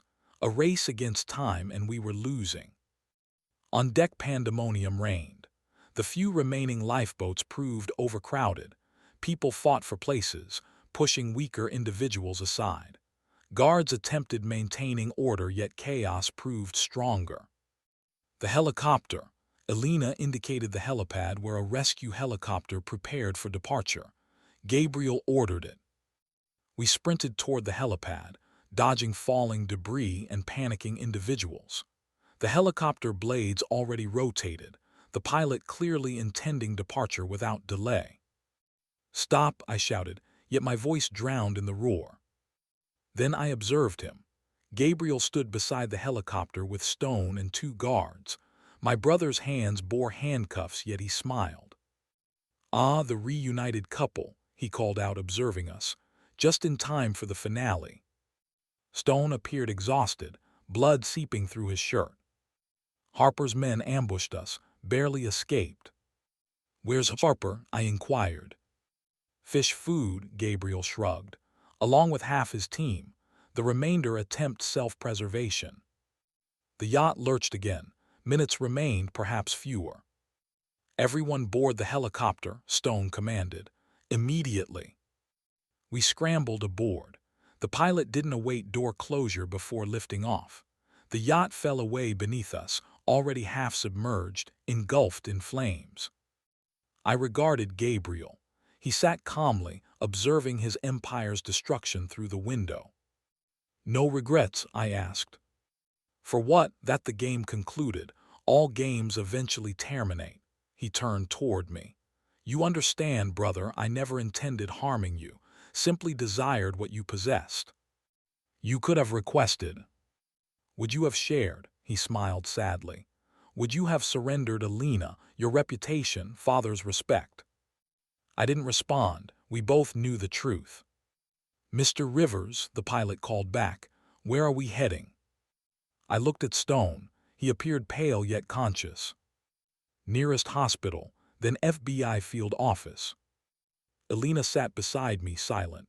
Her hand discovered mine in darkness. "We must converse," she whispered. "Later," I compressed her fingers, "when this concludes." Yet we both understood it would never truly conclude. Excessive revelations, excessive exposure. Trust, once shattered, couldn't simply be restored. Below us, the Fortune executed its final plunge, carrying secrets, evidence, and perhaps our last opportunity for normal existence into the depths. Chapter 4, The Price of Redemption. Some claim that in moments of mortal peril one's entire existence flashes before their eyes. Untrue. When our lifeboat overturned from the explosion's shockwave, I perceived only black water and Alina's terrified gaze. Merely an instant, and we returned to the inferno of the sinking yacht, grasping debris, attempting survival. No regrets regarding the past existed, no fear of the future. Only the merciless present and necessity for action. Perhaps therein lies survival's secret in any critical circumstance. Don't contemplate, simply act. Don't reminisce, but advance. Nathan.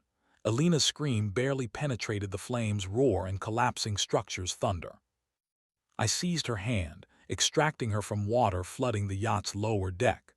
No more than 10 minutes had elapsed since the initial explosion, yet the fortune had already transformed into floating perdition. Fire consumed upper decks, water filled lower compartments. Between these two elements scrambled everything living, panicking guests, crew members, security. "We must ascend away from the fire," I shouted, remembering the yacht's layout studied before the operation. Alina nodded, clinging to my hand. Her evening gown had deteriorated to rags, hair matted with seawater, yet her eyes remained lucid. No panic, no hysteria, solely determination to survive. In that moment I again beheld the woman I'd admired 6 years prior. We progressed through the flooded corridor, gripping pipes beneath the ceiling, when we encountered a corpse, an individual in Coast Guard uniform with chest pierced by bullet. Nearby, leaning against the wall and pressing palm to bloodied side, sat Prosecutor Stone. "Rivers," he grimaced, attempting to smile, "believed you'd both departed this vessel already." I crouched beside him. "You're wounded." "Trifles," he coughed, expelling blood. "Experienced worse, your brother escaped from me. These pseudo-guards arrived for his rescue." Stone regarded Alina with prolonged gaze. "Did you inform your husband?" "Not everything," she answered quietly. "Time proved insufficient." "Inform me now," I demanded. Stone reached into pocket and extracted a compact pistol. "Back up, take it." He extended the weapon to me. "Alina's been working for us this past month, following the mayor's suicide. She comprehended the situation exceeded control, contacted the FBI. Why didn't you tell me?" I turned toward my wife. "To protect you," Alina met my gaze directly. "Gabriel threatened revealing my past and framing you. I couldn't lose you." A fresh explosion shook the yacht. Plaster descended from ceiling, water level in corridor rose. "We possess minimal time," Stone attempted standing yet failed. "Proceed. Locate your brother and the documents. We cannot permit his escape." "What about you?" "I'll merely impede progress." He pressed a magnetic card into my palm. "Master key for all doors. Exercise caution. At minimum 10 of Harper's armed personnel remain." I comprehended his accuracy. We possessed neither time nor capability to transport wounded through flooded compartments. "We'll attempt returning for you," I stated. Stone smirked. "No heroics, Rivers. Simply complete the mission." He regarded Alina. "You selected correctly, Alina. He's the finest among you three." We abandoned Stone with his pistol and radio, hoping he'd contact rescuers. The probability proved minuscule, yet alternatives didn't exist. Deck A already completely surrendered to flames. We ascended higher to the upper deck where the pre-auction cocktail had transpired. Presently chaos and darkness reigned. Electricity functioned intermittently. Shadows of fleeing individuals flickered surrounding us. "Gabriel should remain in the wheelhouse," Alina stated, gripping the railing. The yacht had listed increasingly severe. Standing upright became progressively challenging. He consistently declared that during complications that's where. She didn't complete.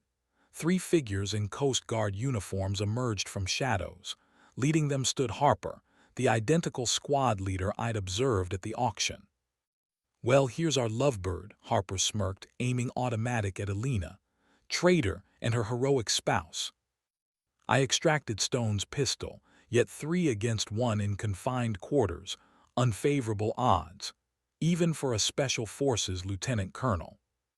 Discard the weapon, Rivers, Harper advanced, or your wife perishes first. I calculated alternatives: 3 adversaries, 2 positioned excessively close together. Single shot could eliminate only one. Harper maintained separation, understood tactics, yet the environment, listing deck, inadequate illumination, unstable structures. This proved exploitable. Agreed.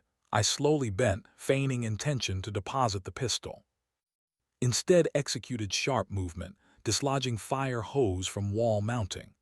Pressurized water streams struck the 2 guards standing together, propelling them against railings. Simultaneously, I discharged at Harper yet missed. The yacht lurched at firing moment. Harper returned fire. Brief burst perforated bulkhead inches from my head. I rolled behind metallic equipment container, drawing Alina with me. Resistance proves futile, Rivers, Harper shouted. Vessels sinking. Gabriel's already preparing escape route. Without him, you're all corpses here. I noticed metallic plating fragment torn loose during explosion. Excellent improvised weapon. When I say now, sprint toward that door, I whispered to Alina, indicating emergency exit 10 meters distant. She nodded, compressing my hand. I awaited Harper approaching our cover, then leaped forth to meet him, hurling the metal fragment. He instinctively recoiled, raising automatic, yet I proved swifter. Kick displaced weapon from his hands, subsequent strike fractured knee. Harper screamed in agony, collapsing to deck. The 2 remaining guards, recovering from water impact, commenced raising weapons. Now, I shouted to Alina, simultaneously lunging at nearest guard. Combat proved brutal and brief. Years of training and combat experience provided advantage, yet the opponent wasn't novice. He blocked my initial strike, attempted drawing knife. I intercepted his hand, twisted wrist, forcing weapon release, then delivered strike series to face and throat. Guard lost consciousness, going limp in my grasp. The second already aimed at me when deck suddenly tilted further. He lost equilibrium, shot went astray. I hurled fallen comrade's knife, striking shoulder. Not lethal, yet sufficiently painful for temporary incapacitation. Harper remained conscious, attempting to crawl toward dropped automatic. I stepped upon his hand, halting movement. "Where's Gabriel?" My voice emerged hoarse from smoke and tension. "Go to hell," he spat. I pressed harder upon fractured fingers. Harper howled in pain. On the bridge, preparing. Helicopter, he gasped. He betrayed us all, promised coverage and money, now abandoned. I removed foot from his hand. "Escape while possible." Harper regarded me with hatred. Without helicopter, no chance. All boats departed. He fell silent momentarily, then suddenly seized my ankle, attempting to topple me. "We'll perish together, Rivers." I struck his head with pistol grip, freeing myself from grasp. Harper went limp. I didn't verify survival. Slinging discovered automatic over shoulder, I rushed toward door where Alina waited. 1 staircase flight remained to wheelhouse when we detected helicopter rotor sound. So Gabriel genuinely had summoned aerial evacuation. Intelligent. Under dark night conditions, this represented the sole reliable rescue method. "He'll escape," Alina gasped from exertion. "We won't arrive in time." "We'll arrive." I shifted automatic to more comfortable position. "We must traverse open space before wheelhouse. Observation zone for anyone within." I placed finger to lips, indicating Alina should remain behind me, and commenced slowly advancing along wall. Wheelhouse door stood ajar. Gabriel's voice emanated from within. "Been 2 minutes on the pad, and no witnesses comprehend." I cautiously peered inside. My brother stood with back toward me, clutching phone in one hand. Beside him stood the yacht's captain, pallid, with bloodied head. Apparently Gabriel wasn't intending to accompany him. Game's conclusion, Gabriel. I entered the wheelhouse, aiming automatic at my brother. He slowly rotated, lowering phone. Nathan and Alina, what a familial surprise. His voice sounded fatigued yet still retained characteristic sardonic notes. Decided to bid farewell before my departure. You're not flying anywhere, I advanced. It's concluded. FBI knows everything about you. Harper betrayed you. Your Coast Guard is eliminated or dispersed. No exit exists. Gabriel smirked, providing me a praising examination. Exit always exists, little brother, for those willing to risk. He tapped the briefcase. Millions here, sufficient to commence new existence somewhere on islands lacking extradition. I could accompany you both. To eliminate us airborne, I shook my head. Not today. Such distrust between relatives, Gabriel sighed. Yet once we constituted genuine family.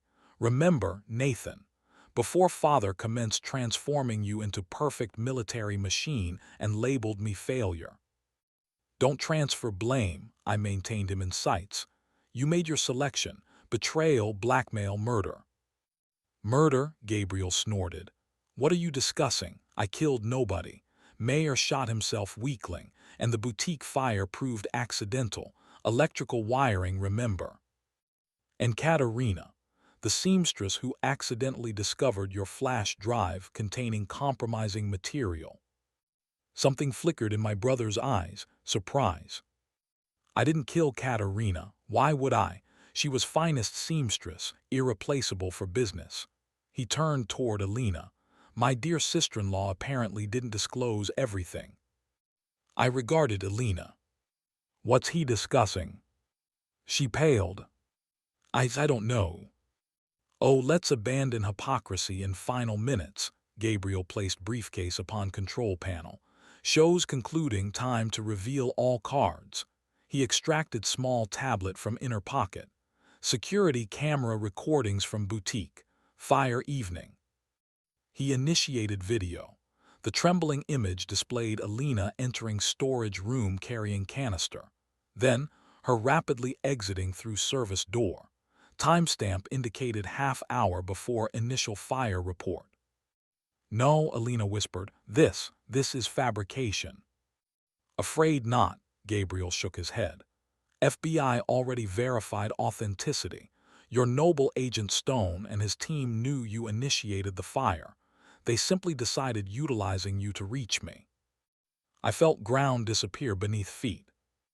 Alina, is this accurate? She remained silent, gaze lowered. Why? My voice emerged hoarse. Katerina observed us, Alina finally stated. Me and Gabriel, she threatened informing you. I panicked. Panicked? I couldn't believe my hearing. You murdered an innocent woman because you panicked.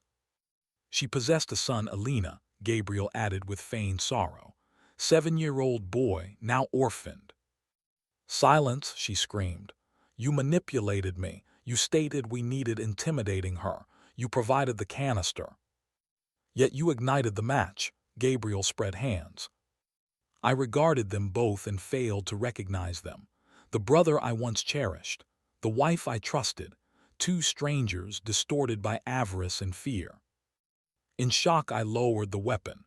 Merely momentarily, second of weakness, instant of shock. Yet that second sufficed for Gabriel. He extracted knife from behind back and lunged forward. Not at me, at Alina. Steel glinted in dim emergency illumination. No, I rushed to intercept, yet Alina proved swifter. She stepped between myself and Gabriel, accepting the blow herself. Her eyes widened. Alina, Gabriel froze, not believing his action. She slowly descended to knees, pressing hands to wound. Something within me fractured. Everything accumulated throughout 20 years military service, cold rage, professional ruthlessness, precise calculation, erupted outward. I don't recall traversing the distance between us. Remember only the sound of breaking bones when my fist crashed into my brother's face. Again and again. Gabriel fought desperately. His hand-bearing knife described arc, targeting my throat. I intercepted the wrist. Knife fell, yet my brother continued fighting. We rolled across wheelhouse floor, exchanging blows, as if returning to childhood when we frequently fought over toys or parental attention. Only now life constituted the stake. "You always believed yourself superior to me," Gabriel wheezed, attempting to reach nearby pistol. "Father transformed you into his perfect son, and consistently considered me weak. You selected this path independently." I blocked his lunge, delivering counter-strike to liver. "I protected you, always protected." Gabriel utilized the moment and grasped glass shard from floor. Swing, and sharp edge sliced my cheek. I rolled aside, evading another strike, and discovered the knife fallen from my brother's hands earlier. Second of choice, life or death. I grasped the knife, yet not for killing. Leg sweep, throw, and Gabriel found himself pressed against control panel, blade at throat. "Surrender," my voice sounded alien metallic. "Never," he gasped and jerked backward sharply, crashing into control panel. Wheelhouse glass couldn't withstand impact. With deafening crack it shattered, and Gabriel vanished into dark opening, falling into raging sea. I rushed to Alina, still attempting to staunch bleeding. "Hold on," I pressed fabric to her wound. "We'll escape here." "Too late," she whispered, eyes clouding. "Forgive me, Nathan, for everything." "Silence conserves strength." I lifted her in my arms. She seemed incredibly light, almost weightless. Wheelhouse commenced filling with smoke. Fire had reached here too. "Helicopter," Elena reminded. "On roof, pad." There genuinely stood a helicopter prepared for takeoff with rotors operating. The pilot awaited Gabriel, unaware his passenger already occupied the sea. "Hold on," I repeated, proceeding toward exit with Alina in my arms. The path to roof through flame-engulfed yacht resembled descent into perdition. Or rather, ascent. Fire, smoke, collapsing structures. Twice flooring collapsed beneath my feet, and only reflexes permitted jumping aside at final moment. The wound proved mortal. I'd witnessed sufficient similar in warfare. Yet I wouldn't accept the obvious. "Almost there," I encouraged her, climbing narrow service ladder to roof. "Nathan," her voice proved barely audible. "Stop momentarily, please." I leaned against wall, holding her in my arms. "Don't speak, conserve strength." "No, time," she coughed again. "Want you to know truth." "I know sufficiently." "No," she gathered final strength. "I loved you, initially. It was duty, feeling, of gratitude for rescue. Yet then, I genuinely fell in love." I gazed into her eyes, attempting to discover another deception, yet perceived only sincerity and pain.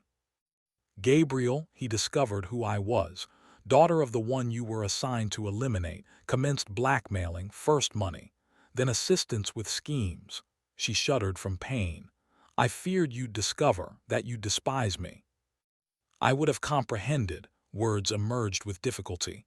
"Why didn't you inform me?" "Cowardice," she smiled weakly. "My eternal problem, cowardice and pride." The edifice shuddered from fresh explosion. Time remained minimal. "We must proceed." I attempted lifting her, yet she halted me. "Wait." Alina reached into her bodice with trembling fingers and extracted small key. "Bank safety deposit. Number 247, Meridian Bank. Everything's there. Document copies, conversation recordings. Evidence against all scheme participants." "Why did you preserve this?" "Insurance knew Gabriel would betray eventually." She coughed again, fresh blood appearing upon lips. "I dragged us both into dark vortex. Couldn't perceive exit, forgive me." "SHH," I stroked her cheek. "Everything will prove satisfactory." We both recognized this as falsehood. Final meters to roof proved especially arduous. When I carried Alina onto helipad, the pilot already prepared for takeoff, apparently decided not awaiting Gabriel. "Stop," I shouted, barely audible over rotor noise. The pilot observed us, hesitated. Panic displayed upon his countenance. He expected one individual with money briefcase, yet received bloodied man with dying woman. I sprinted to helicopter, placed Alina on cabin floor, then leaped in myself.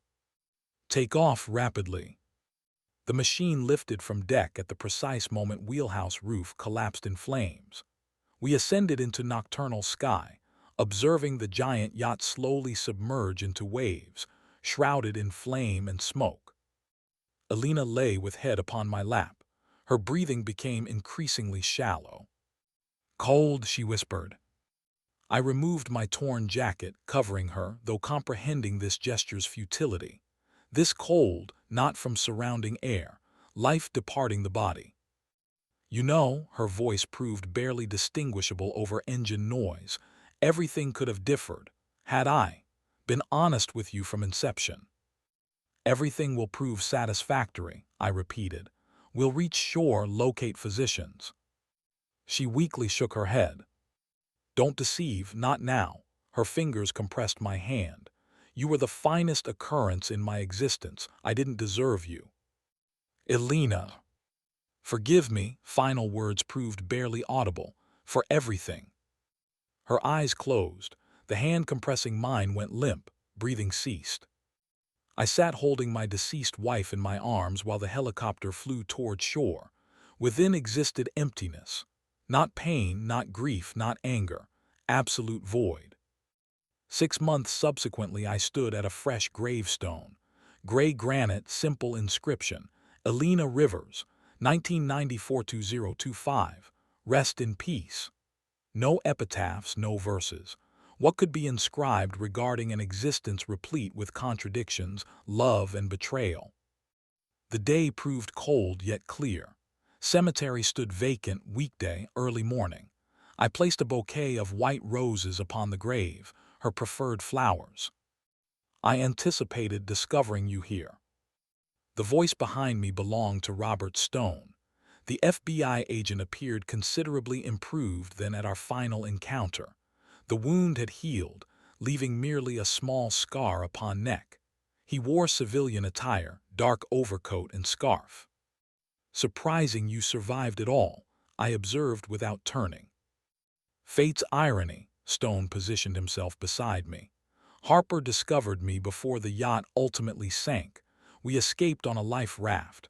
Who could have imagined? The individual who attempted killing me ultimately preserved my life. Where is he presently? Federal prison, cooperating with investigation in exchange for sentence mitigation. Stone paused. You presumably desire knowledge regarding Gabriel. I nodded. Survived. A fishing vessel retrieved him an hour following yacht wreckage, obstinate like his brother. Stone permitted himself a weak smile. Currently in custody, he faces 27 charges including extortion, blackmail, organizing criminal enterprise, and complicity in involuntary manslaughter. With evidence from Alina's bank deposit box, he possesses no opportunity for release before 30 years. And the others, judge, police commissioner. Most arrested, some selected deals with investigation. Stone extracted an envelope from overcoat pocket. This is for you. I accepted the envelope. What is it? Alina's final letter. She provided it to me the day preceding the auction, requested I deliver it to you should something befall her. He averted gaze.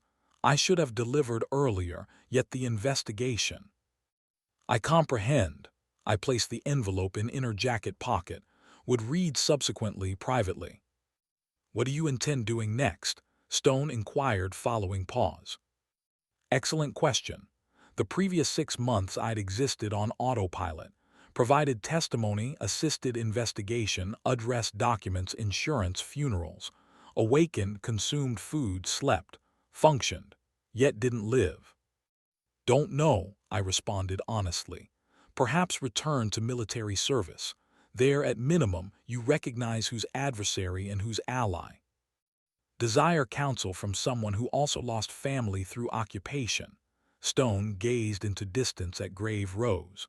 Don't return where you struggled so arduously to escape. Commence something novel. I maintained silence. He proved correct, yet what precisely novel could an individual with my experience and trauma commence? Question lacking response. Thank you for the letter, I stated, extending my hand. Stone clasped it. She loved you, Rivers. In her fashion, with all her demons and errors, yet loved you. I hope you can discover some solace in that. He departed, leaving me solitary with the grave and unspoken words. I stood somewhat longer, then turned and proceeded down the gravel path toward exit. At cemetery gates I halted, extracted the letter. Opened envelope with trembling fingers. Several pages covered in familiar script. Her final confession, final attempt at explanation. I commenced reading, and the world surrounding vanished. Only her words remained, her admissions, her farewell. The narrative of a woman who survived captivity and lost her father. The narrative of a woman torn between duty and genuine love. A narrative of mistakes, regrets, and ultimately, redemption. The final lines imprinted within my consciousness. I recognize I don't merit forgiveness. Yet I hope someday you'll recall not merely my deceptions and betrayal, but those moments when we proved genuinely happy together. Because in those moments I wasn't pretending. I love you, Nathan Rivers, until my final breath and beyond. I folded the letter, returned it to the envelope. My soul didn't experience lightness, yet something novel appeared: comprehension. Not forgiveness, not yet the initial step toward it. Ahead stretched an extended road, an unknown future. I didn't know where it would lead. Yet for the first time in 6 months, I felt genuinely prepared to take the initial step. If you enjoyed this story, please support the author with a like, subscribe to the channel, and share your emotions in the comments. Thank you.